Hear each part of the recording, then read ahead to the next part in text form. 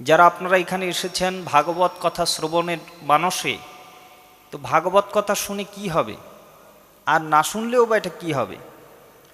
তো পদ্ম পুরাণোক্ত শ্রীমদ্ ভাগবত মাহাত্ম্যে বলছেন, ব্রহ্মাকে ডেকে বলছেন, ভগবান বললেন শ্রোতব্যং মম শাস্ত্রম হি যশ ধর্ম জয়ার্থিনা পাপ ক্ষয়ার্থং লোকে সুমোক্ষার্থং ধর্মবুদ্ধিনা।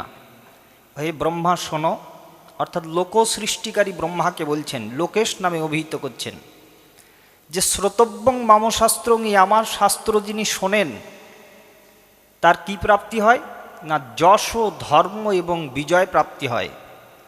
আমরা অনেক ক্ষেত্রে অনেকের কাছে জ্যোতিষীর কাছে যাই, গিয়ে বলি না আমার হাতটা দেখেন তো জ্যোতিষী মহাশয়, আমার ভাগ্য এত বিড়ম্বনা কেন।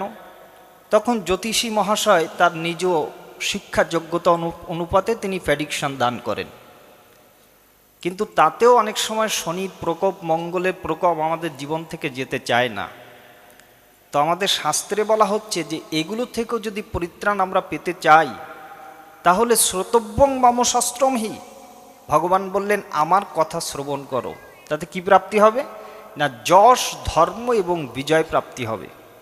শুধু কি তাই, পাপ ও ক্ষয়ার্থং লোকেশ, আমাদের জীবনের যত পাপ, আমাদের জীবনের কি পাপ, প্রারব্ধজনিত পাপ এবং বর্তমান জীবনের করাকৃত পাপ খুব সুন্দরভাবে অনুধাবন করবেন। যারা দূরে কাছে দাঁড়িয়ে বসে এদিক ওদিক ঘোরাফেরা করছেন, সকলকে বিনীতভাবে অনুরোধ করছি আপনারা আসরে বসে যান। আমাদের জীবনের কি পাপ বলে, একটা হচ্ছে প্রারব্ধজনিত পাপ, দ্বিতীয়টা হচ্ছে বর্তমান জীবনের করাকৃত পাপ। প্রারব্ধ সঞ্চয় আমাদের খুবই প্রবল, আমরা কিন্তু একবার আসি নাই। পুনরপি জনমম পুনরপি মরণম পুনরপি জননী জঠর শয়নম ইতি সংসারে স্ফুটতর দোষ কথপীয় মানস তব সন্তোষ। বলে তুমি কিসে সন্তুষ্ট আছো? আজকে অনেক জীবন ভ্রমণের পরে এই মনুষ্য জন্মটা পেয়েছ, এই মনুষ্য জন্মটা তোমার যেন হেলায় বৃথা কেটে না যায়, সেজন্যই তোমাকে শুনতে হবে এই শ্রী গোবিন্দের অমিয়ময় কথা। এই জন্য বলছেন যশ ধর্ম জয়ার্থিনা পাপ ক্ষয়ার্থং, তার সমস্ত পাপ অবগত হয়ে যায়, পাপ ক্ষয়ার্থং লোকে সমোক্ষার্থং ধর্মবুদ্ধিনা, এবং সে অন্তিমে শ্রী গোবিন্দের পাদপদ্মে সে মুক্তি লাভ করে থাকে। এই জন্য বলছেন, তাহলে এই গেল হচ্ছে যিনি ভাগবত শ্রবণ করেন তার কথা। তাহলে যারা ভাগবতের উপরে যারা আসক্ত নয়, ভাগবত যারা শ্রবণ করতে চায় না, তাদের কি ফল হবে বলে, ন সিনন্তি ন ঋষ্যন্তি শ্রীমদ্ ভাগবতম পরম সত্যম সত্যম হি লোকেশ তেষাং স্বামী সদা যম। ভগবান বললেন ন সিনন্তি, আমার কথা যিনি শোনেন না, ন ঋষ্যন্তি, আমার কথা যিনি শুনিয়া হার্দিক প্রীতি অনুভব করেন না, শ্রীমদ্ ভাগবতম পরম সত্যম সত্যম হি লোকেশ, আমি সত্য সত্য করে বলছি, তেষাং স্বামী সদা যম, তাদের অধিকার করবেন ওই যে নরগ্রহের যমরাজ, এবং তাদেরকে সেখানে নিয়ে দণ্ডবিধান করবেন। এই জন্য পদ্ম পুরাণোক্ত ভাগবত মাহাত্ম্যে বলছে যে মত কথা বাচকম নিত্যম, মত কথা শ্রবণে রতম, মত কথা প্রীত মানস নাহং তৎস্বামী তং নরম। ভগবান বলছে আমার কথা যিনি শোনেন, আমার কথা শুনে যিনি হার্দিক প্রীতি অনুভব করেন, তো ভগবান প্রতিশ্রুতি দিলেন তাকে আমি কখনোই পরিত্যাগ করি না, তাকে আমি কখনোই পরিত্যাগ করি না। হে ব্রহ্মা, তুমি উচ্চকণ্ঠে ঘোষণা করে দাও যে তাকে আমি কখনোই পরিত্যাগ করি না। তো আমাদের বলা হচ্ছে যে ভগবানের কথা শুনতে হবে। আচ্ছা, এই ভগবানের কথা উদ্গৃহীত করছে কারা বলে, ভগবানের কথা উদ্গৃহীত করছে স্বয়ং শাস্ত্র। শাস্ত্রই হচ্ছে আমাদের একমাত্র ভগবৎ স্বরূপ, কেন শাস্ত্রই ভগবান। শাণ্ডিল্য সংহিতায় ভগবান বললেন অবতীর্ণ জগন্নাথ শাস্ত্ররূপেণ বৈ প্রভু, সাক্ষাৎ জগন্নাথ শাস্ত্ররূপে জগতে অবতীর্ণ হয়েছেন। এই জন্য ভগবানকে জানার, ভগবানের কথা শুনবার জন্য একমাত্র পন্থা হচ্ছে এই শাস্ত্র কথাকে শ্রবণ করা। পদ্ম পুরাণের ব্রহ্মখণ্ডে ব্রহ্মাকে প্রশ্ন করছেন মণিবৃন্দ, প্রশ্ন করলেন অল্পে নাপি চ পূর্ণানি মস্তাস্বল্প যুষোজতঃ কলৌ নিনাম ভাবেত কেন মক্ষবৈ কথাঞ্চমে। হে ব্রহ্মাজি, আপনি আমাদেরকে বলুন যে কলি সমবেত হয়েছে, অর্থাৎ কলিকাল এসে গেছে। তো এই কলিকালে মানুষের অল্প আয়ু, বেশি সময় সে বেঁচে থাকতে পারে না। যেমন ব্যাসদেব ব্যাস সংহিতায় বলেছেন 4th অধ্যায়ের 19 সংখ্যক শ্লোকে যে অশস্বতানি গাত্রানি বিভবনৈব শাশ্বত নিত্য সন্নিহিতং মৃত্যু কর্তব্য ধর্ম সঞ্চয়। আমাদের গাত্রটা হচ্ছে অশস্বতানি, বেশি সময় এটা শাশ্বত নয়। তাহলে এই অশাশ্বত জীবন নিয়ে আর বিভব নৈব শাশ্বত, এই যে যত বিভব দেখছি আমরা, বাড়ি গাড়ি অট্টালিকা ইত্যাদি, এগুলো শাশ্বত নয়। তাহলে নিত্য সন্নিহিতং মৃত্যু, আমাদের নিত্য জগতের সমস্ত কিছুই হচ্ছে পিছনে, আর মৃত্যুই একমাত্র আমাদের সম্মুখে। কাজে মৃত্যু থেকে পলাবার কোনো রাস্তা নাই। তাই বললেন দুটো দোষ আছে কলিযুগের। একটা হচ্ছে মানুষের আয়ু হচ্ছে অল্প, অল্পে নাপি চ পূর্ণানি। বললেন প্রথম কন্ডিশন হচ্ছে মানুষের আয়ু অল্প। কেন এখনকার সময়ে, আগেরকার যখন মুনি ঋষিদের আমরা কথা যখন জানতে পেরেছি শাস্ত্রের মাধ্যমে, যে তারা অনেক বছর জীবিত থাকতেন এবং সেখানে 10,000, 50,000, 1,00,000 বছর গহন প্রান্তরে গিয়ে তারা সাধন ভজনের সুযোগ পেতেন। কিন্তু আমাদের এখনকার সময়ে যদি 100 বছরও কেউ বেঁচে থাকে তো টিভিতে সংবাদ হয়ে যায় যে এই ব্যক্তিটা 100 বছর বাঁচল। তাহলে প্রথম কথা হচ্ছে অল্প আয়ু। দ্বিতীয়ত হচ্ছে মানুষের পুণ্যের থলিতে একেবারে পুণ্য নাই, সেটা একেবারে শূন্য হয়ে গেছে। তাহলে একে তো আয়ু অল্প, দ্বিতীয়ত কোনো পুণ্য নাই। তাহলে আপনি এমন একটা রাস্তা বলুন যে রাস্তাটা হচ্ছে একদম সহজ এবং যে রাস্তাকে অবলোকন করলে জীব অচিরেই সেই গোবিন্দকে পায়, এমন একটা রাস্তা আপনি বলুন। তো ব্রহ্মা বলছেন যে সহজ রাস্তা আছে। কি সেটা?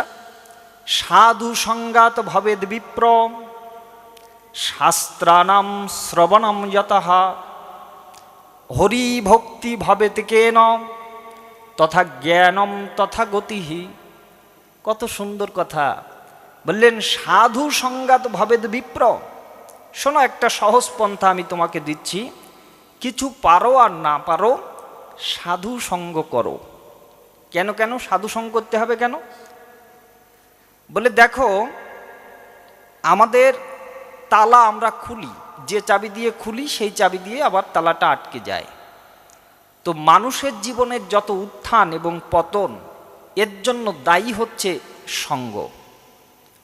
যদি আমার সঙ্গটা সৎসঙ্গ হয় তাহলে আমার কিন্তু ত্বরান্বিত হবে, ঊর্ধ্বগামী আমি হতে পারবো। কিন্তু আমার সঙ্গটা যদি অসৎসঙ্গ হয় তাহলে কিন্তু আমার ডিমোশন হবে, আমি কিন্তু ক্রমে ক্রমে নিম্নে নেমে যাব। এই জন্য পরাশর গীতাতে, আমাদের ভগবত গীতা বাদেও অনেক গীতা আছে, 42 প্রকারের গীতা আছে। আগামী যে গীতাটা পড়তে হয় তার নাম হচ্ছে ঈশ্বর গীতা, ব্যাস গীতা, বেদ গীতা ইত্যাদি। এইভাবে 42 প্রকার গীতা আছে। তার মধ্যে পরাশর ঋষি বক্তা, এই গীতাকে নাম হচ্ছে পরাশর গীতা। তো সেই পরাশর গীতার 4th অধ্যায়ে পরাশর ঋষি বললেন যে যাদৃশন হি বর্ণতে ভাব্যতে শুক্লমম্বরম তাদৃশম কুরুতে রূপম দেবম বহিমে। শোনো, সাধুসঙ্গের ফলটা কি দেখো। একটা শ্বেত বস্ত্রকে যদি তুমি লাল রঙে চুবাও তাহলে সেই শ্বেত বস্ত্রের রঙটা লাল হয়ে যায়, যায় কি না? আর ওই শ্বেত বস্ত্রটা তুমি যদি নীল রঙে চুবাও তাহলে তার রঙটা নীল হয়ে যায়। এটাই হচ্ছে বস্তুর স্বভাব। ঠিক তেমনই আমি যদি সাধু সঙ্গ করি তাহলে আমি চাই বা না চাই সাধুর পরশ পেয়ে, সাধুর গায়ের বাতাস লেগে হলেও আমার জীবনে ত্বরান্বিত হতে আমি বাধ্য হব।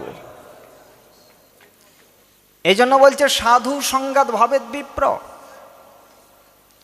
এই জন্য যে যাহারও সঙ্গ করে সে তাহারও ভাব ধরে।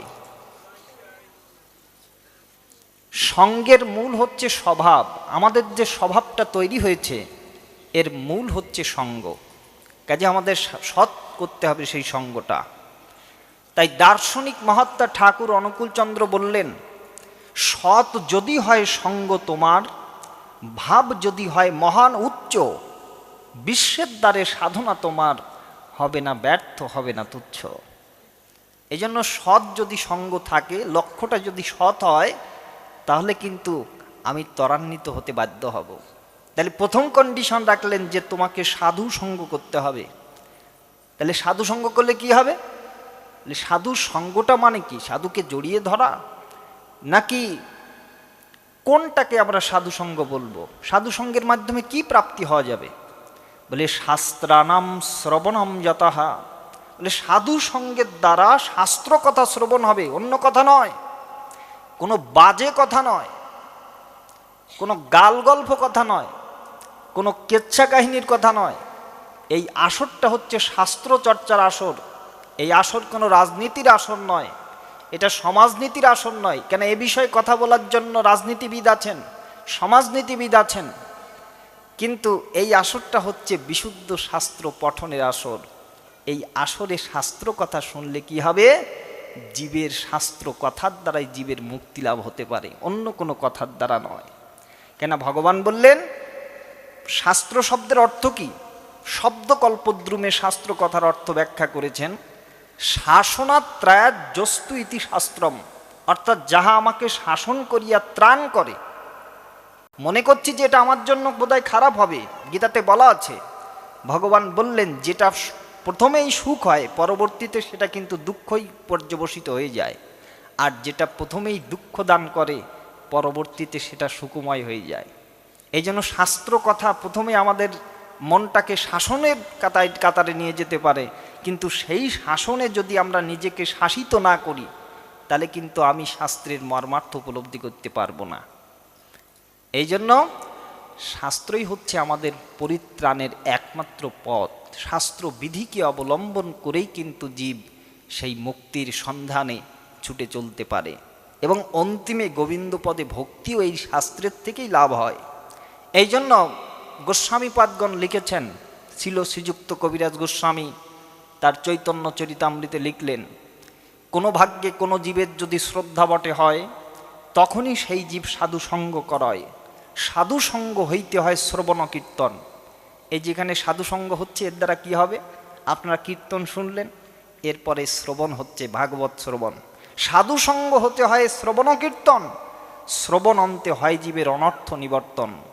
আমাদের জীবনের যত অনর্থ আছে, এই সমস্ত অনর্থতা কিন্তু দূর হয়ে যাবে এই সাধু সঙ্গের শ্রবণের দ্বারা। আমাদের জীবনে কি অনর্থ আছে? বলে প্রথম অনর্থ হচ্ছে সৎ স্বরূপের অপ্রাপ্তি। কথাগুলো লক্ষ্য করবেন, কেন এটা কোনো লীলা কথা নয়, সম্পূর্ণ দার্শনিক তত্ত্ব কথা। এর থেকে যদি কিঞ্চিত আপনি কর্ণচ্যুত হয়ে যায়, তাহলে বুঝতে কিন্তু অসমর্থই হবেন। এর জন্য তবু অসমর্থ হলে কোনো ক্ষতি নাই।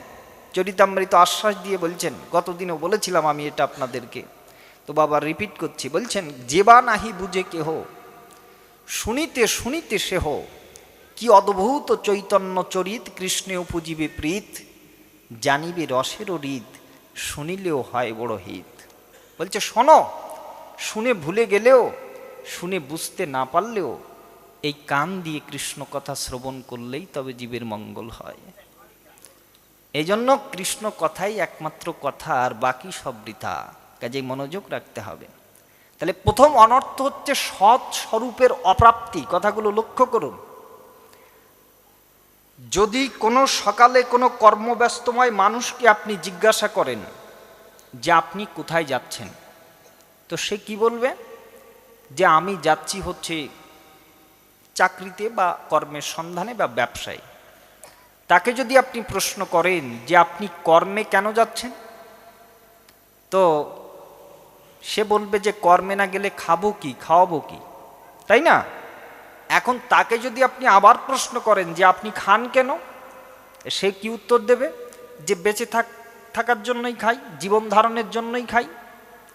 তারপরে যদি আপনি তাকে আবার প্রশ্ন করেন যে আপনি জীবনটা ধারণ করে আছেন কেন, এই প্রশ্নটা করছে গৌর কথাতে মহানম্রত ব্রহ্মচারীজি, যে আপনি বেঁচে আছেন কেন, এর উত্তর তিনি ভাগবত পদ্মের মধুকর হয়ে ভাগবতের সার নিংড়ানো কথাবার্তা সেখানে বলছেন। জীবের উদ্দেশ্য কি?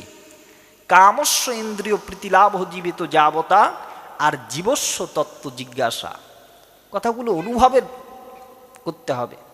জীবস্ব তত্ত্ব জিজ্ঞাসা, আমরা জীব কেন জন্ম লাভ করেছি? শুধু কি আহারের জন্য, না নিদ্রার জন্য, না ভয় পাওয়ার জন্য, না মৈথুনের জন্য? বলছে শুধু যদি মানুষ আহার করে আর নারী পুরুষের মিলনে যদি শান্তি লাভ করে, তাহলে পশু আর মানুষের মধ্যে কোনো পার্থক্য থাকে না। এই জন্য আমাদেরকে সৃষ্টি করা হয়েছে জীবস্ব তত্ত্ব জিজ্ঞাসা। তত্ত্ব জিজ্ঞাসার জন্যই আমাদেরকে সৃষ্টি করা হয়েছে। কি তত্ত্ব? বদন্তি তত্ত্ব বিদস্তত্ত্ব যজ জ্ঞানমব্যয়ম ব্রহ্মাত্মেতি পরমাত্মেতি ভগবান ইতি শব্দতে। ভাগবত বলছেন তত্ত্বটা কি? তত্ত্ব হচ্ছে সেই তত্ত্বকে, সেই পূর্ণময় অখিল সত্তা তত্ত্বকে কেউ ব্রহ্মরূপে জানেন, কেউ। তাহলে আমাদের জীবকে দেয়া হয়েছে তুমি তত্ত্বকে জিজ্ঞাসা করো। তত্ত্ব জিজ্ঞাসার জন্যই হচ্ছে জীবন। তা এই তত্ত্বটা জিজ্ঞাসা করেছিলেন তৎকালীন সময়ের বাংলাদেশের প্রধানমন্ত্রী, যিনি পদ ত্যাগ করে গৌরচরণে নিজেকে সমর্পণ করেছিলেন, সেই সনাতন গোস্বামী মহাপ্রভুর কাছে গিয়ে আগে বলেছিলেন এই তত্ত্বটার কথা। তিনি আগে প্রশ্ন করেননি যে আমরা কি খেয়ে বাঁচব, এ প্রশ্ন করেন নাই। তিনি প্রশ্ন করেন নাই যে আমাদের খাদ্য, বস্ত্র, বাসস্থান, শিক্ষা, চিকিৎসা, এগুলো তো মানুষের মৌলিক অধিকার নাকি, এগুলো মানুষকে কি করে দেওয়া যায়, এ প্রশ্ন করেন নাই। কি প্রশ্ন করেছিলেন? প্রশ্ন করেছিলেন কে আমি, কেন আমায়, যারে তাপত্রয়, ইহা নাহি জানি কেমন হিত হয়, সাধ্য সাধন তত্ত্ব পুছিতে না পারি, কৃপা করে সব তত্ত্ব তুমি কহে বিচারি। ওহে মহাপ্রভু, তুমি আমাকে বলো কে আমি। বস্তুতপক্ষে আমি কে, আমি কোথা থেকে এসেছি, আমার এ জীবনের উদ্দেশ্য কি, আর আমি এখান থেকে কোথায় চলে যাব, এই চারটি প্রশ্ন যতক্ষণ পর্যন্ত আমার নিজের ভিতর থেকে না আসবে, ততক্ষণ পর্যন্ত আমার মনুষ্য জীবন শুরুই হবে না। তাই সেইটা পয়েন্ট ভিউ করলেন মহাপ্রভুর কাছে যে প্রভু, কৃষ্ণ ভজনের আগে তুমি বলো আমাকে আমার চিনতে হবে। কেন ভগবদ গীতায় বলা আছে যে তদ্বিদ্ধি প্রণিপাতেন পরিপ্রশ্নেন সেবয়া উপদেক্ষন্তিতে জ্ঞান জ্ঞানীনস্তত্ত্বদর্শিন। সেই তত্ত্বদর্শী গুরুর নিকটে প্রশ্ন, পণিপাত, পরিপ্রশ্ন, সেবা, শ্রদ্ধা, ইন্দ্রিয় সংযম, তৎপরতা, এই 6টা উপায়ে গুরুর কাছ থেকে তত্ত্ব লাভ করা যায়। তাই মহাপ্রভুর নিকটে গিয়ে সেই সনাতন গোস্বামী প্রশ্ন করলেন যে প্রভু তুমি আমাকে এটা বলো যে আমি কে। এখন আপনাদের যদি বা আমাকে প্রশ্ন করেন যে বাবা তুমি কে, আমি আপনার পরিচয়টা দেব, আমার যে আমার বাড়ি অমুক জায়গায়, আমার নাম এই, আমার বাবার নাম এই, আমার গ্রামের নাম এই, কিন্তু এগুলো হচ্ছে আমার দেহের পরিচয়। দেহের মধ্যে যে আমি আছি, গীতা বলছে ন এনম সিন্দন্তি শস্ত্রাণি ন এনম দহতি পাবক ন চ এনম ক্লেদন্তপশৈতি মারুত। এই আত্মাকে অস্ত্র দ্বারা কাটা যায় না, জল দ্বারা ভেজানো যায় না, আগুন দ্বারা পোড়ানো যায় না, বাতাস দ্বারা শোকানো যায় না, ইহা নিত্য শাশ্বত অব্যয় বস্তু, তাই না? সেই তত্ত্বটাই আমি। এবার আমার বসবাস কোথায়? দেখেন কৃষ্ণ সুন্দর করে বললেন, আমরা যে দেখেন এই কাঠ পাথর সুন্দর করে দিয়ে মন্দির স্থাপন করেছি, সেখানে আমাদের অর্চা বিগ্রহের সেবা হচ্ছে, কিন্তু ভগবান বললেন দেখো দেখো এই মন্দিরে আমি থাকবো কেন? মনুষ্যের সৃষ্টি করা মন্দিরে যদি আমাকে থাকতে হয়, তাহলে আমার ভগবানের ভগবত্ব থাকে। বললেন আমি একটা মন্দির তৈরি করেছি, সেই মন্দিরে আমি থাকি। কি কি মন্দির? বলে ঈশ্বর সর্বভূতানাম হৃদ্দেশে অর্জুন তিষ্ঠতি ভ্রাময়ন সর্বভূতানি যন্ত্র উড়ানি মায়া তমেব শরণং গচ্ছ সর্বভাবেন ভারত। হে অর্জুন, আমি সৃষ্টি করেছি জীবের হৃদয়খানাই হচ্ছে আমার মন্দির, জীবের হৃদয়ই আমার মন্দির। বলে তাই হৃদয় তোমার মন্দির, তাহলে হৃদয়ে তুমি থাকো? বলে হ্যাঁ। এজন্য তো লালন ফকির গিয়েছেন, ঘরের খবর জান যেমন ঘরের খবর জান, এই ঘরে তোর কে আসে যায় কোন সে ভগবান, ওরে মন তুই ঘরের খবর জান।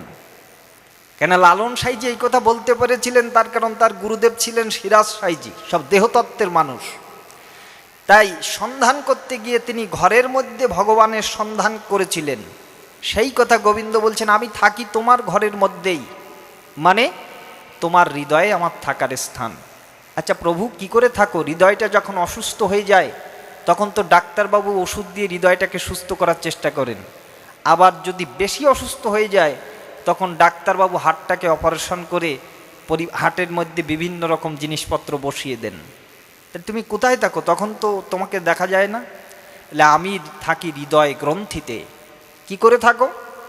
বলে অতি সূক্ষ্ম জ্যোতিরূপে আছি কুণ্ডলিনী কক্ষে চুপে চুপে সততমগম, যাহাকে জানিলে পরে জানার বাকি থাকে না রে, জীব পড়িয়া আনন্দ সাগরে হাবুডুবু খায়। যেমন আমি থাকি কোনভাবে?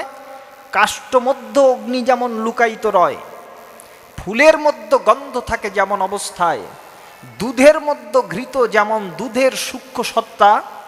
আমি যা কিছু বলছি এটা ভাগবত থেকেই বলছি। দুধের মধ্যে ঘৃত যেমন দুধের সূক্ষ্ম সত্তা, দেহের মধ্যে হৃদপদ্মে তেমনই থাকে আত্মা। যেমন কাঠে কাঠে ঘর্ষণ দিলে তবেই তো আগুন জ্বলে, ফাঁকা জায়গায় আগুন বলে চিৎকার করিলে কোনো কালে অবলম্বন না থাকিলে আগুন কি আর মেলে? মেলে না তো। তাহলে ভগবান আছেন আমার হৃদদেশে, তাকে অনুভব করতে হবে, কিন্তু আমরা সেখানে তাকে অনুভব করতে পারি না।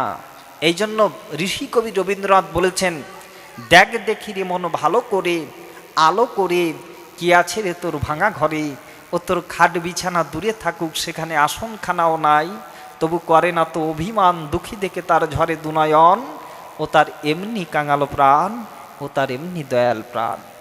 তার এমন দয়াল প্রাণ, এমন কাঙাল প্রাণ যে কিনা দুঃখী দেখেও সে কাঁদছে যে জীব তোমাকে সৃষ্টি করেছিলাম আমার জন্য, আর তুমি সেইটা আমাকে সন্ধান না করে জগতের অনিত্য সুখবিসুক্ত জিনিসের প্রতি তুমি আসক্ত হয়েছ। এটাই হচ্ছে তোমার দুর্দশা। কেমন? যেমন মহাজন দৃষ্টান্ত দিচ্ছেন, কোনো একটা পিতার হাত ধরে ছোট্ট সন্তান সে গেছে বাজারে, অনুভব করবেন। কেন ধর্ম কথা হচ্ছে অনুভবের জিনিস। যদি অনুভবের মাধ্যমে অনুভূতিতে জাগাতে না পারেন, ধর্ম মানে বিশেষ ড্রেস পরে চলা নয়, ধর্ম মানে তিলক মালা, এগুলো হচ্ছে ধর্মের বাহ্যিক অংশ, কিন্তু ধর্মের আভ্যন্তরীণ অংশ কিন্তু অনুভব করা, নিজেকে একটা বিশেষ অনুভবে দাঁড় করানো, এটাই হচ্ছে ধর্মানুভূতি বলে যাকে। এই জন্য বাস্তবিক ধর্মানুভূতি লাভ করতে হবে। ধর্মে অন্ধ নয়, যাকে ধর্মান্ধ বলে, কিন্তু ধর্মে অন্ধ নয়, আপনাকে ধর্ম অনুভূতির কাতারে এসে দাঁড়াতে হবে। কি বলছেন? একটা ছোট্ট ছেলের হাত ধরে, এই ছোট্ট ছেলে পিতার হাত ধরে গেছে কোনো মেলাতে, মেলাতে গিয়ে সে এদিকে তাকায় ওদিকে তাকায়, মেলার অনেক জিনিসপত্র দেখে তার মনে এত রঙিন চিন্তা ভাবনা খেলে যে সেই জিনিসগুলো যদি আমি একবার কাছে পেতাম। এখন ওই যে কাচের পুতুল, প্লাস্টিকের পুতুল ঝোলানো থাকে, সেইটা দেখে ওই যে পিতার হাতখানা আঙুলটা সে ধরেছিল, ওই পিতার আঙুলখানা সে ছেড়ে দিয়েছে। যখন ছেড়ে দিয়েছে তখন হঠাৎ করে যখন তার সম্বিত ফিরে এলো, মানে চেতনা ফিরে এলো, একই আমি পুতুল দেখছি, আমার পিতা কোথায়, তার হাতটাই বা কোথায় গেল, তখন সে কান্না আরম্ভ করে দিল, হাই আমার পিতা হারিয়ে গেছে। তো একজন জিজ্ঞাসা করছে, আচ্ছা বাবা তুমি কাঁদছো কেন? এই ছেলেরা, এই তোমরা বসো। পিতাকে জিজ্ঞাসা করছে, এই সন্তানকে জিজ্ঞাসা করছে তুমি কাঁদছো কেন? তো সন্তান উত্তর দিচ্ছে বাচ্চাটি যে আমার পিতা হারিয়ে গেছে। বাস্তবিক কি সন্তান ঠিক বলল যে তার পিতা হারিয়েছে? বলে পিতা তো মেলার পথঘাটগুলো সব চেনে, হারিয়েছিস তো তুই, যে কিনা তুই মেলার কোনো পথঘাটই তুই চিনতে পারিস নাই। আচ্ছা, জয় নিতাই, জয় গৌর। তো বাচ্চাটিকে বলছে হারিয়েছিস তো তুই তো মেলার পথঘাটগুলো চিনিস না, তোর পিতা তো সব চেনে। তখন কান্নাকাটি করছে আর এগুলি থেকে ওগুলিতে পিতাকে খুঁজছে, কিন্তু কোথায় পাবে? পিতা তো হারিয়ে গেছে। এখন একজন মিষ্টির দোকানদার আলা তিনি বললেন, বাবা তুমি এগুলি থেকে ওগুলি কান্নাকাটি করে ঘুরে বেরিও না। তাহলে কি করব আমি? বলে আমার দোকানের সামনে দাঁড়িয়ে থাকো, তুমি যতটা আগ্রহ করে তোমার পিতাকে ডাকছো না, পিতাকে চাইছো না, তার থেকে হাজার গুণ ব্যাকুল এবং আকুলতা সহকারে তোমার পিতা তোমাকে এই মেলার মধ্যে খুঁজে বেড়াচ্ছে। তুমি এক জায়গায় দাঁড়িয়ে থাকো, তাহলে সহজেই তুমি পিতাকে পেয়ে যাবে। ঠিক আমাদের মহাজন শিক্ষা দিচ্ছেন এই দৃষ্টান্তের মাধ্যমে। শিক্ষা দিলেন, হে জীব, তোমার ভুলের কারণে তুমি তো নিত্য শুদ্ধ বুদ্ধ মুক্ত। নিত্য মানে কি? আমার কোনো ক্ষয় নাই, আমি নিত্য, আমি নিত্য শাশ্বত, কিন্তু আমার দেহটা নিত্য নয়, এটা অশাশ্বত। আমি নিত্য, আমি শুদ্ধ, আমি অশুদ্ধ নই, আমি বুদ্ধ মানে বোধি বা জ্ঞান প্রাপ্ত, আমি মুক্ত অর্থাৎ আমি বাধা নই। কিন্তু আমার দেহটা অনেক কিছুর মধ্যে বাধা, পরিবারের মধ্যে বাধা, পরিজনদের মধ্যে বাধা, কিন্তু বস্তুত পক্ষে আমার পরিচয় হচ্ছে আমি নিত্য শুদ্ধ বুদ্ধ এবং মুক্ত। তাই আমরা কিন্তু সেই ভগবানকে হারিয়ে ফেলেছি আমাদের কর্মদোষে। কি দোষ ছিল আমাদের? দোষ ছিল হচ্ছে পিতাকে ভুলে যাওয়ার দোষ। এই দোষটা দেখে মায়াদেবী আমাদেরকে দণ্ড দিলেন। মায়াদেবী আমাদেরকে দণ্ড দিলেন। মায়া শব্দের ব্যাখ্যা করেছিলেন আন্তর্জাতিক কৃষ্ণ ভাবনামৃতের প্রতিষ্ঠাতা আচার্য এসি বেদান্ত স্বামী। তিনি বলেছিলেন, মা মানে হচ্ছে না, আর আ মানে হচ্ছে যা বা এটা, অর্থাৎ যেটা আমার জন্য নয়, এটাই হচ্ছে মায়া।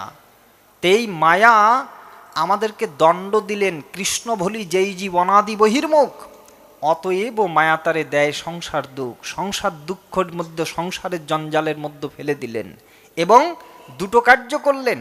পিতাকে ভুলে যাওয়ার দরুন শাস্তি দিলেন, পিতার পরিচয়টা আমাদেরকে ভুলিয়ে দিলেন এবং নিজেকে তার শৃঙ্খলে শৃঙ্খলিত করলেন। যেমন একটা বাচ্চার দুটো পরিচয় থাকে, একটা হচ্ছে বাচ্চাটা দেখতে সুন্দর, বাচ্চাটা চঞ্চল এবং আরও তার যে বৈশিষ্ট্য। আবার তার আরেকটি পরিচয় হচ্ছে বাচ্চাটা কার সন্তান, ঠিক না, তার পিতাকে। এই হচ্ছে দুটো পরিচয়। ঠিক আমাদের জীবেরও কিন্তু দুটো পরিচয়। হ্যাঁ, একটা হচ্ছে আমি নিত্য শুদ্ধ বুদ্ধ মুক্ত, আর আমার পিতাকে। তো ভাগবত শুরু করতে যাবেন, সেখানে বলছেন তমেইব মাতাশ্চ পিতা তমেইব, তমেইব বন্ধুস্ব সখা তমেইব, তমেইব বিদ্যা দ্রবিণং তমেইব, তমেইব সর্বং মম দেব দেব। তুমি আমার পিতা, তুমি আমার মাতা, তুমি আমার ভগ্নী ভ্রাতা, সব কিছুই হচ্ছে তুমি। সর্বজনী সুকন্তি অমূর্তা সম্ভাবন্তী যা, তা সং ব্রহ্ম জনিরহদ বিস্প্রদৎ পিতা, মায়া অধ্যক্ষণ প্রকৃতি সোতে সচরাচরম, হেতু না নেন কন্তেও জগদী পরিবর্তত্বে। গোবিন্দ বলছেন, আমার অধ্যক্ষতা হেতু প্রকৃতি সচরাচর বিশ্বকে প্রসব করেছে। তাই মায়ার কবলে কবলিত হয়েছি আমরা সবাই। এই জন্য ভগবানও আমাদেরকে খুঁজছেন, চাইছেন যে হে জীব, কবে তুমি আমার দিকে চাইবে, কবে তুমি আমাকে চাইবে। যেমন প্রাণী জগতের একটা অদ্ভুত বৈচিত্র্য আছে, আপনারা জানেন সবাই। কচ্ছপ ডিম পাড়ে ডাঙাতে, ডাঙাতে ডিম পেড়ে সে ঢেকে রেখে আসে বালি দিয়ে, আর মা কচ্ছপটা চলে যায় ওই যে জলের গভীরে। জলের গভীরে গিয়ে এই ধ্যানের স্ফুলিঙ্গ ফেলে সেই ডিমের উপরে। শক্তি তো একভাবে সঞ্চার হয় না, স্পর্শ শক্তি আছে, স্মরণ শক্তি আছে, শব্দ শক্তি আছে। যেমন কুররি পাখির বাচ্চা হয়, সে ডিম পাড়ে, সে তার বাসায়, কিন্তু উপর দিয়ে সে কুকু করে ডাকতে থাকে, ওই শব্দে তার বাচ্চাটা হয়ে যায়। এই জন্য বীজ অনেকভাবে হতে পারে। তো যেদিনকে ওই মা কচ্ছপের বাচ্চাগুলো ডিম ফেটে বাচ্চা হয়ে যেদিনকে মায়ের নিকটে ফিরে আসবে, সেদিনকে ওই কচ্ছপের ধ্যান করা সার্থক হবে, স্মরণ সেই ডিমের উপরে দেওয়া সার্থক হবে। ঠিক ভগবানও আমাদেরকে সৃষ্টি করে একনিষ্ঠ ধ্যান দিয়ে আছেন আমাদের উপরে। হে জীব, কখন তোমার আমার কথা মনে পড়বে। এই জন্য মুন্ডক উপনিষদে একটা রূপকের আশ্রয় দিয়ে বলা আছে, মুন্ডক উপনিষদে একটা রূপকের আশ্রয় দিয়ে বলা আছে যে একটা বৃক্ষে একটি ডালে দুটি পাখি বসা রয়েছে, কিন্তু সেই দুটো পাখি নিজেদের পেছন ফিরে রয়েছে, এ পেছনে আছে, ও পেছনে আছে। এই পাখিটি চিন্তন করে যেদিনকে ওই পাখিটির দিকে তাকায়, সে বলবে, এ কি, তোমার চেহারা আমার চেহারা তো একই। বলে, হ্যাঁ, আমি তোমার জন্যই এতকাল যাবৎ অপেক্ষা করে আছি, তোমার জন্যই আমি অপেক্ষমান ছিলাম, আর তুমি আমার সাথে দেখা করানোর জন্য তোমার সাথেই আমি ভ্রমণ করেছি। ওই যে 84 লক্ষ জন্ম তোমার সাথেই আমি ভ্রমণ করে গেছি, কিন্তু তুমি আমার দিকে ফেরো নাই। কিন্তু যখন তুমি মনুষ্য জন্ম পেয়েছ, কেননা এই মনুষ্য জন্ম পাওয়াটা একটা দুর্লভ সংবাদ। কেন না, ভাগবতের 11তম স্কন্ধের 20তম অধ্যায়ের 17 সংখ্যক শ্লোকে ভাগবতকার বলছেন, নৃদেহমাদ্যম সুলভম সুদুর্লভম প্লবম সুকল্পম গুরু কর্ণধারম মায়ানুকূলেন নভোশরিতম পুমান ভবাবধিম ন তরেত স্বাত্মহা। কি বললেন? বলছেন, দেখো, নৃদেহ মাধ্যম, তুমি প্রাপ্ত হয়েছ নৃদেহ, অর্থাৎ মনুষ্য দেহ। এই দেহটা হচ্ছে এই 84 লক্ষ প্রজাতির জন্ম থেকে উন্নত। কেশাগ্র শতক ভাগ শতাংশ করি, তার মধ্যে সূক্ষ্ম জীবের স্বরূপ বিচারী, তার মধ্যে স্থাবর জঙ্গম দুই ভেদ, জঙ্গমে জলচর স্থলচর বিভেদ, তার মধ্যে মনুষ্য জাতি অতি অল্পতর, তার মধ্যে আবার মেলেচ্ছ পৌলিন্দ বদ্ধ সবর, তার মধ্যে কিছু আছে মুখে বেদ মানে, কিন্তু বেদ নিষিদ্ধ কর্ম করে ধর্ম নাহি গণে। কোটি ধর্মচারী মধ্যে একজন হয় কর্মনিষ্ঠ, আর কোটি কর্মনিষ্ঠ মধ্যে এক জ্ঞানী হয় শ্রেষ্ঠ, আর কোটি জ্ঞানী মধ্যে একজন হয় মুক্ত, আর কোটি মুক্তির মধ্যে হয় এক কৃষ্ণ ভক্ত। এজন্য ভুক্তি মুক্তি যোগী কামী সকলই অশান্ত, কৃষ্ণ ভক্ত নিষ্কাম অতএব শান্ত। বলে, কোটি কোটি জন্মের সুফলতার ফলে একজন সেই কৃষ্ণ ভক্ত হতে পারে, এটা কি সহজ ব্যাপার? এই জন্য ভাগবত বলছেন, নৃদেহ মাধ্যম, তুমি এত সুন্দর দেহ প্রাপ্তি হয়েছ, এটা সুলভ। সুলভ কেন না, তুমি পেয়ে গিয়েছ, এই জন্য তোমার কাছে সুলভ, কিন্তু এটা কিন্তু সুদুর্লভ। ভাগবতের 7ম স্কন্ধের 1ম অধ্যায়ের 6ষ্ঠ অধ্যায়ের 1ম শ্লোকে ভাগবতের প্রহ্লাদ চরিত্রের মাধ্যম দিয়ে প্রহ্লাদের মুখ উদ্গীরণ করে ভাগবতকার বলছেন যে, কৌমারো আচরিত প্রাজ্ঞ ধর্মানু ভাগবতা নিহ দুর্লভাং মানুষাং জন্ম তদপি অধ্রুবম অর্থতম। ভাগবতের প্রথমে কি বললেন? প্রথমে বলছেন যে দেখো, মনুষ্য জীবনটা কিন্তু দুর্লভ। 11তম স্কন্ধে গিয়ে কি বললেন? না না, সুদুর্লভ। আর মহাজনেরা বলছেন, না, এটা হচ্ছে দেবদুর্লভ সম্পদ, এই সম্পদটা আমরা প্রাপ্তি করেছি, এটা দেবদুর্লভ সম্পদ। দেবতারাও এই মনুষ্য জীবন প্রাপ্তি করতে চায়। কেন চায়? কারণ হচ্ছে মনুষ্য জীবনেই সম্ভব একমাত্র বিবেককে জাগ্রত করা, মনুষ্য জীবনেই সম্ভব ভালো মন্দ সুখ ইত্যাদি কিছু জানা, এবং ঈশ্বরকে উপাসনা করা একমাত্র মনুষ্য জীবনে সম্ভব। এই জন্য নিদেহ মাধ্যম সুলভম সুদুর্লভম প্লবম। প্লবম মানে হচ্ছে নৌকা। আচ্ছা, নৌকা চলে কোথায়? নৌকা চলে তো নদীতে, নদী দিয়ে নৌকা চলে। তা আমাদের নৌকাটা প্লব মানে হচ্ছে নৌকা, এই নৌকাটা হচ্ছে দেহ নৌকা। এই দেহ নৌকাটা কোথায় চলছে? বলছে ভব নদীতে চলছে। এই ভব নদীটা কোথায়? আপনি যদি পৃথিবীতে কোথাও তালাশ করেন যে ভব নদী দিয়ে নৌকা দিয়ে চড়ব, তাহলে পৃথিবীতে কোথাও নাই। যেমন আমরা একে চন্দ্র পড়ি, একে চন্দ্র, দুয়ে পক্ষ, তিনে নেত্র, চারি বেদ, পঞ্চবান পড়ি না? আমরা জানি একে চন্দ্র একটি চাঁদ, দুটি পক্ষ, শুক্লপক্ষ কৃষ্ণপক্ষ, তিনে নেত্র, তিনটি চোখ, চার বেদ আমরা জানি, ঋক, শ্যাম, যজু এবং অথর্ব। পঞ্চবান কি? বলে মদন, মাদন, শোষণ, স্তম্ভন এবং মেহন।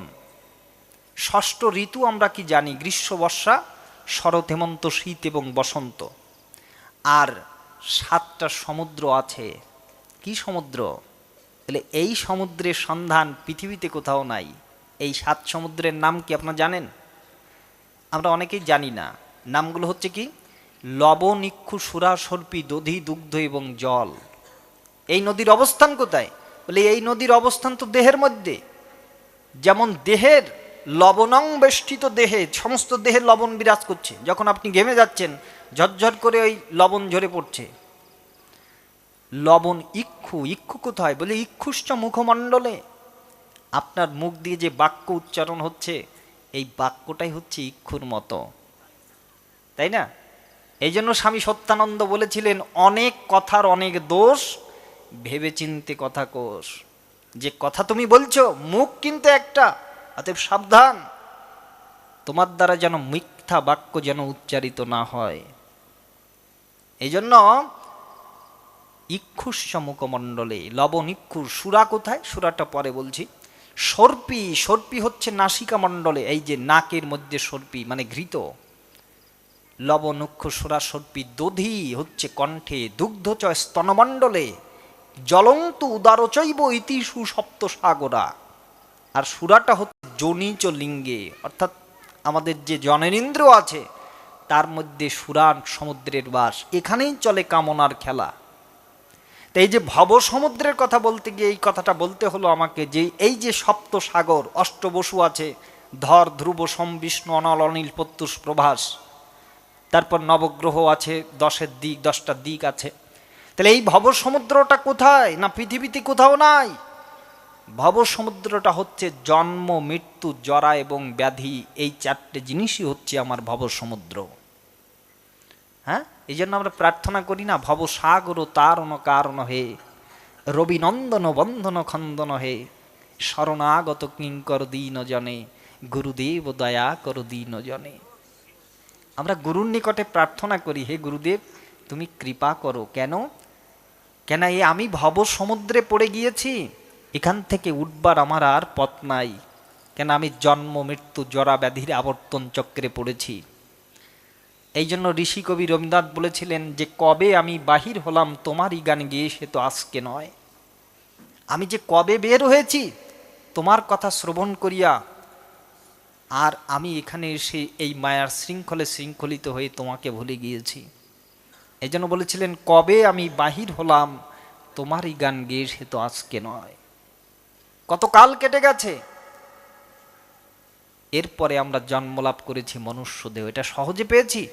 না না, 84 লক্ষ জনি ভ্রমণ করি একাকিনী, এই মানব দেহ বহুখানি একমাত্র কৃষ্ণ ভজিবার তরে। বলেন 80 লক্ষ আছে পশু জন্ম, 30 লক্ষ আছে পশু জন্ম। পশুর জন্ম লাভ করেছি আমরা 30 লক্ষ বছর। 20 লক্ষ হচ্ছে বৃক্ষ প্রজাতি, 10 লক্ষ হচ্ছে পাখি প্রজাতি, 11 লক্ষ হচ্ছে কৃমিকীট প্রজাতি, আর 9 লক্ষ হচ্ছে জলজ প্রজাতি। এই হচ্ছে মোট 80 লক্ষ। আর 4 লক্ষ হচ্ছে মনুষ্য জনি বলছেন। জনি মানে দেহ। এই মনুষ্য জনির মধ্যে ক্লাসিফিকেশন রয়েছে। এই যে চৈতন্য চরিতামৃতের উদাহরণ দিয়ে বললাম না, তার মধ্যে মনুষ্য জাতি অতি অল্পতর, মেলেচ্ছ পৌলিন্দ বৌদ্ধ সবর। যারা এখনো এমন জাতি আছে, ভাগবত তো দূরে থাক, তারা এখনো সভ্যতার আলো কিন্তু পায় নাই। এই জন্য বেদান্ত স্বামী তার গ্রন্থে লিখেছেন যে মানুষের জন্ম হচ্ছে যখন কিনা ইন্দ্রিয় ধর্মী যারা আছেন তারা অসভ্যের কাতারে, তারপরে হয়েছে অর্ধসভ্য, তারপরে হয়েছে সভ্য। এই সভ্যতার মাপকাঠি কি? এই সভ্যতার মাপকাঠি হচ্ছে কেউ আবার ইন্দ্রিয় ধর্মীর, কেউ আবার ইন্দ্রিয়ের থেকে শ্রেষ্ঠ মন, কেউ মনোধর্মী, আবার মন থেকে শ্রেষ্ঠ বুদ্ধি, কেউ বুদ্ধিধর্মী, কেউ বুদ্ধিমান ব্যক্তি। আবার বুদ্ধির থেকে যিনি শ্রেষ্ঠ তিনি হচ্ছেন আমার ভিতরে রয়েছেন অহম মানে আত্মা। এই আত্মাকে যিনি অনুসন্ধান করেন, সেই আত্মিক অনুসন্ধানী ব্যক্তি হচ্ছে জগতে শ্রেষ্ঠ। এই জন্য বললেন কি, এ জগতে ধনী সদা ব্যস্ত থাকে ধনের আশায়, দরিদ্র জনেরা থাকে অন্যের চিন্তায়। চোর ঘুরছে এটা সেটা চুরি করিবারে, আর কুলীন জনেরা সদা কুলো গর্ব করে। এই মতো মায়াবদ্ধ জীব সমুদয়, মায়াবদ্ধ জীব সব মায়াতে মজয়। একজন মরে যদি কাঁদে তিনজন, কিন্তু আপনি মরিবে ইহা ভাবে না কখন। চোখের সামনে আপনার দাদু মারা গেল, আপনার বাবা মারা যাবে, একদিন যে আপনাকে আমাকে সকলকে এই ভববন্ধনকে পরিত্যাগ করে সেই অনন্তের পথের সন্ধানে যেতে হবে, এইটা কিন্তু আমার জীবদ্দশায় জ্ঞান হয় না। আমাদের হিন্দুদের একটা সমস্যা হলো, ধর্ম করি আমরা কখন? আগে বৃদ্ধ হয়ে যাই, তারপরে যদি বৃদ্ধ বয়সে সময় থাকলো সেই সময় যদি একটু নামধাম করতে পারি, সাধুসঙ্গ করতে পারি, সেই সময় হলে হবে, নালে গেল। কিন্তু ধর্ম করতে হয় কখন? এ কথা আমাদের মহাভারত উচ্চারণ করেছেন, বলে ধর্ম করার সময় কখন? তো মহাভারত বলছে যুবৈব ধর্মশীলস্য, ধর্মের সময় হচ্ছে যুবক বয়স থেকে করো। এখন মহাজনরা গবেষণা করে দেখলেন, আচ্ছা যুবক বয়সকে একটা মনুষ্যের দেহে সে পাবে কি না তার তো কোনো নিশ্চয়তা নাই, আছে কি? আমরা ভাগবত ব্যাখ্যা করার সময় ভাগবতের মধ্যে পাচ্ছি যে শৃঙ্গী ঋষির অভিশাপে মহারাজ অধিরাজ পরীক্ষিত মহারাজ তিনি অভিশপ্ত হয়ে অকালে মৃত্যুবরণের দিকে ধাবিত হয়েছেন। তাই মৃত্যু ভয় তার মনে অন্তরে জেগেছে, এবং তাই একখানা কুশাসন নিয়ে তিনি হরিদ্বারের ব্রহ্মকুণ্ডে বসে বসে 7 দিবসকাল পর্যন্ত মহাভাগবত পরম ভাগবত ছিল শুকদেব গোস্বামীর নিকট থেকে এই অমিয়ময় ভাগবত কথা শুনেছিলেন, তাই না? তাহলে আমাদের তো সর্বদা মৃত্যু ভয় আছেই। তাহলে এখন কথা হলো,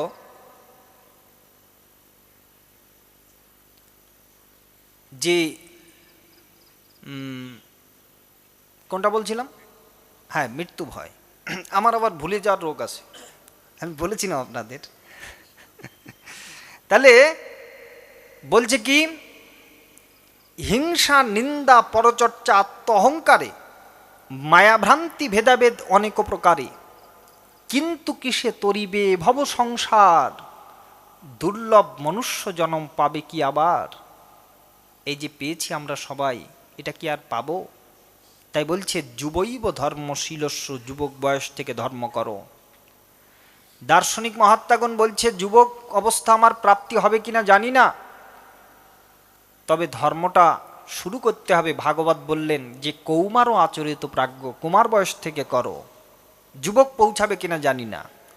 আর দার্শনিক মহাত্মা অনুকূলচন্দ্র বললেন যে দেখো, আধো কথার সময় হতে করে করিয়ে যা শেখাবি সেটি হবে মক্ষম ছেলে, হিসাবে চল নয় পস্তাবি।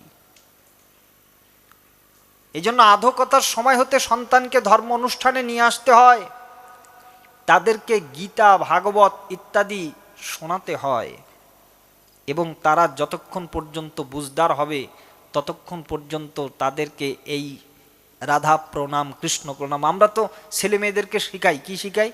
যখন আধো কথা বলি, যখন তারা বলে, তখন আমরা শেখাই যে বাবা পড়ো, হাট টিমাটিম টিম, তারা মাঠে পাড়ে ডিম, তাই না?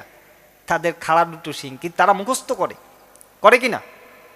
কিন্তু এত কিছু তারা ধারণ করে রাখতে পারে। আমরা তখন কিন্তু সেখানে আমরা পারতাম রাধা প্রণাম, কৃষ্ণ প্রণাম, এইগুলো প্রণাম বিধি কি আছে, কার কোন সময় কখন প্রণাম করতে হবে, কোন দিক থেকে কোথায়, কোন জনের কোন মন্দিরে কেমনভাবে প্রণাম করতে হয়, মন্দির প্রদক্ষিণ কিভাবে করতে হয়, তুলসী পরিক্রমা কিভাবে করতে হয়, তুলসীতে জলদান কিভাবে করতে হয়, এগুলো যদি তখন থেকে, চ্যারিটি বিগিনস অ্যাট হোম, পদোন্নতিটা শুরু হয় কিন্তু গৃহের থেকে। এই জন্য গৃহের থেকেই তাদেরকে প্রেডিকশন দিতে হবে, আধো কথার সময় হতেই তাদেরকে ধর্ম অনুশীলনে ব্যাপৃত করতে হবে। এই জন্য বলছেন যে ধর্ম, হিন্দুরা দুটো অজুহাত দিই আমরা, একটা হচ্ছে সময় নাই, একটা সময় পাই নাই। বললেন তুমি ধর্ম অনুষ্ঠানে আসো না কেন? বললে না ওটা আমার সময় নাই। এমনকে বলে না আমি তো সময় পাই নাই, কাজের এত চাপ, আমি তো সময় পাচ্ছি না, সময় পাই নাই। এই জন্য আমরা কিন্তু ধর্মকার্য শুরুই করতে পারি না। এই জন্য শুরু করতে হবে ওই গৃহের থেকে। মাই শিক্ষা দিবেন তাহাকে। মা যদি সত্যিকারের মা হন তাহলে সন্তানকে নিয়ে কিন্তু গীতা স্কুলে ভর্তি করে দিবেন। আমরা অনেক সময় সন্তানকে বিভিন্ন জায়গাতে নাচ শেখাই, ড্যান্সের স্কুলে নিয়ে যাই, হ্যাঁ, গানের স্কুলে নিয়ে যাই, কিন্তু এগুলো আমাদের গীতার স্কুলে নিয়ে যেয়ে আমরা ভর্তি করতে চাই না। এই জন্য আশেপাশে যদি গীতা স্কুল আপনারা যদি না থাকে, এগুলো প্রতিষ্ঠা করতে হবে। কেন, গীতাই আমাদের সত্যিকারের পিতা। কি বলা আছে জানেন? যে বলছেন যদি ভালো লাগুক আর না লাগুক খাও তুমি তিতা, আর বোঝো বা না বোঝো শোনো পড়ব তুমি গীতা। এই জন্য গীতাটা পড়তেই হয়। গীতা ভারত অমৃত সর্বস্ব। কিন্তু আজকে আমরা গীতার অনুভব আমাদের মধ্যে নাই। ভগবত গীতা সম্পর্কে মহাভারত বলছে যে দেখো, মহাভারতের ভীষ্ম পর্বের 43তম অধ্যায়ে বলছেন যে বললেন গঙ্গা গীতা চ গায়ত্রী গোবিন্দেতি হৃদি স্থিতে চতুর্বর্গ কার সংযুক্ত পুনর্জন্মনা বিদ্যতে। আরও বললেন যে গীতা ধীতা চ জেনাপি ভক্তি ভাবেন চেতসা বেদশাস্ত্র পুরাণানি তেনাধীতানি সর্বস্ব। বলে দেখো, এই গীতাটা এমন একটা গ্রন্থ যে গ্রন্থটা পাঠ করলে আলাদাভাবে ওই বেদটাকে পাঠ করা লাগে না, আলাদাভাবে ওই উপনিষদ রাজিকে সম্পূর্ণ পড়া লাগে না। কেন? তার কারণ ভগবান সর্ব উপনিষদ গাব দুগ্ধা গোপাল নন্দন পার্থবর্ষ সুধীর ভক্ত দুগ্ধং গীতামৃতং মহৎ। এই গীতাটা ভগবান সেই বৈদিক শাস্ত্রকে মন্থন করে ভগবান এই গীতাটা দিয়েছেন আমাদের সহজ করে। এবং গীতায় 3টি বস্তু উচ্চারিত হয়েছে, সেটা হচ্ছে কর্ম, জ্ঞান এবং ভক্তি। নিষ্কাম কর্মে তবে জ্ঞানের আবির্ভাব, আর জ্ঞানের পূর্ণতায় তবে ভক্তির আবির্ভাব। এই জন্য গীতাটা হচ্ছে সর্ববাদী সম্পন্ন শাস্ত্র। বিশ্ব প্রেম, বিশ্ব ধর্ম, বিশ্ব মানবতা কে শেখালো ভারতের জগতের কে শেখালো জগতের ভারতের গীতা। তাই যুগে যুগে অনুদিতা আদৃতা অধিতা জগতের ধর্মগ্রন্থ শ্রীমদ্ ভগবদ্ গীতা। এটা জগতের ধর্মগ্রন্থ। গীতা বলে নাই হে হিন্দু আমি তোমার জন্য এই কথাটা বলছি, গীতা বলে নাই হে মুসলমান আমি তোমার জন্য এই কথাটা বলছি। গীতা বলছেন যে সর্বমানবের জন্য, সর্বজীবের জন্য আমি এটা বলছি। কিন্তু এটা পাঠ করতে হবে কি করে? বলছে গীতা সুগীতা কর্তব্য কিমান্নয় শাস্ত্র বিস্তারই যাহা সংপদ্য নবস্য মুখপদ্মাত বিনিশ্রিতা। বলে গীতা শুধুমাত্র পাঠ করতে হয় তাই আমি সকাল সন্ধ্যা গীতা দেখি পাঠ করি এরকমভাবে নয়। আবার অনেকে কি করি না, মরার পরে গীতা আমরা বুকে দিই। এটা সব পাঠকে বলেন, আমার আর এগুলো বলতে ভাল লাগে না। কিন্তু এগুলো করলে কি হয়? বলে এগুলো করলে কোনো উপকার নাই তো। একটা মৃত দেহ, সেটাকে যদি আপনি touch the body spelling the river, আপনি যদি আপনারা এখন দেখছেন সনাতন মিডিয়া।